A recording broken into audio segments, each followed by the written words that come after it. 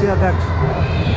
आज करवापुर संध्या के उपलक्ष्य में हम लोग रांची मोराबादी मैदान में उपस्थित हैं और यहाँ रांची जिला के अदर दूसरे जिला से भी काफ़ी संख्या में लोग महोत्सव मनाने आ रहे हैं। हम आदिवासी प्रकृति के पूजक हैं और कर्मा महोत्सव को हम लोग अहम मानते हैं और अपने जीवन को सुखमय बनाते हैं इस समारोह को उपस्थित होकर। और आने वाला दिनों में हम लोग का जीवन खुशहाल हो। हम लोग खेती बाड़ी कर संपन्न करते हैं। उसके बाद भादो मास आता है और एकादशी हम लोग कर्मा महोत्सव मनाते हैं और बहुत धूमधाम से मनाते हैं। एकदम हम लोग एकदम मुगद रहते हैं इस त्यौहार को मनाने में। ये हम लोग प्राकृतिक संबंधित त्यौहार है और हम लोग प्राकृतिक पूजक हैं। जय धर्मे, जय श्री।